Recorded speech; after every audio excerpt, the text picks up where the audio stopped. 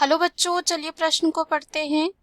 एक मनुष्य की परिपक्व टेस्टिस में स्पर्म्स के निर्माण के स्पर्मेटोजेनिक स्टेज का सही क्रम है। पहला है spermatogonia, spermatocyte, spermatid, sperms. B दे रखा है spermatid, spermatocyte, spermatogonia, sperms. C दे रखा है स्पर्मेटोगोनिया, स्पर्मेटिड, स्पर्मेटोगोनिया और स्पर्म्स। चौथा दे रखा है स्पर्मेटोसाइट, स्पर्मेटोगोनिया, स्पर्मेटिड, स्पर्म्स। तो आइए देखते हैं इस प्रश्न का सही उत्तर क्या होगा। सबसे पहले हम बात करते हैं इस प्रश्न में मुख्य अवधारणा की। मुख्य अवधारणा जो है इस प्रश्न में हमारे हो जाएगा शुक्राणु जनन।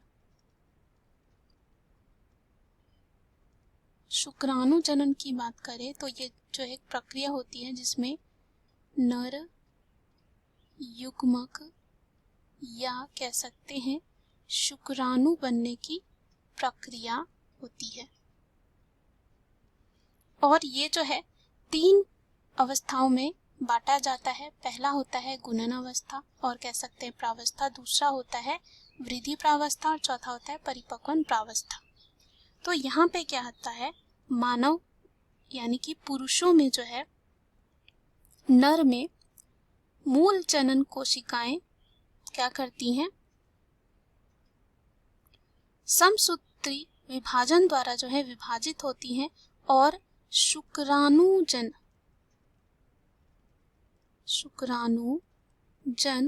या जिसे हम कह सकते हैं स्पर्मेटोगोनिया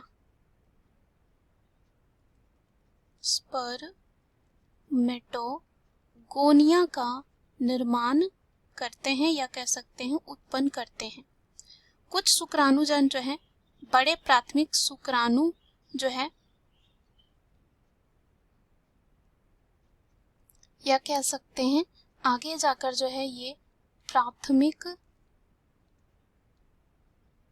स्पर्मेटोसाइट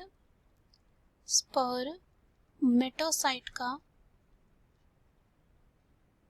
निर्माण करते हैं और विकसित हो जाते हैं। और प्रत्येक प्राथमिक स्पर्मेटोसाइट पहली परिपक्वता से गुजरता है। विभाजन जो एक न्यूनकारी होता है यानी कि अर्धसूत्री विभाजन होता है। और इस प्रकार प्राथमिक स्पर्मेटोसाइट की बात करें तो 2 अगुणित संतति कोशिकाओं में विभाजित हो जाता है, जिन्हें आगे जाकर हम कहते हैं इसे द्वितीयक स्पर्मेटोसाइट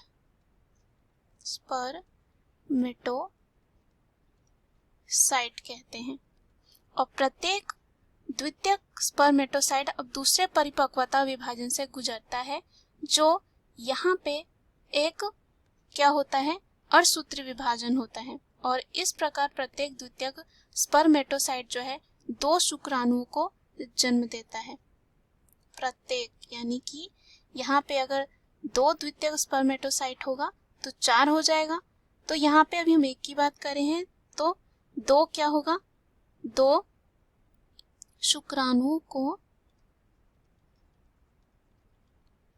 जन्म देता है, जो 2 शुक्राणुओं के रूप में परिवर्तन से गुजरते हैं। और कुल मिलाकर हम कह सकते हैं द्वितीयक शुक्राणु जो होते हैं, शुक्राणु कोशिका या द्वितीयक स्पर्मेटोसाइट जो है 4 शुक्राणु को जन्म देते हैं। उससे पहले क्या होता है, ये शुक्राणु से बनने से पहले ये स्पर्मेटिड होता है। उसके बाद ये परिपक्व होते हैं और बदल जाते हैं बाद में शुक्राणु में।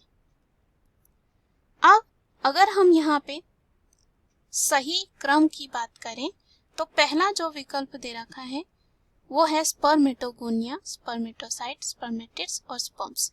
ये जो है क्या हो जाएगा, बिल्कुल सही हो जाएगा, क्योंकि हमने देखा सबसे पहले स्पर्मेटोगोनिया बना, उसके बाद प्राथमिक स्पर्मेटोसाइट और द्वितीयक स्पर्मेटोसाइट यानी कि हम कह सकते हैं दोनों को मिला के स्पर्मेटोसाइट।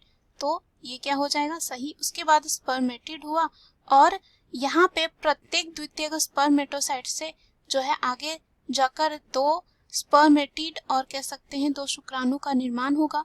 तो 2 द्वितीयक स्पर्मेटोसाइट होगा तो कितना हो जाएगा यहाँ पे और 2 हो जाएगा, यानी कि कुल हो जाएंगे 4 शुक्राणु। तो पहला जो विकल्प है इस प्रश्न का सही उत्तर हो जाएगा। दूसरा है स्पर्मेटिड। स्पर्मेटिड जो है यहाँ पे कह सकते हैं शुक्राणु का अपरिपक्व रूप होता है। आगे जाके स्पर्मेटिड ही शुक्राणु में बदल जाता है, परिपक्व हो जाता है।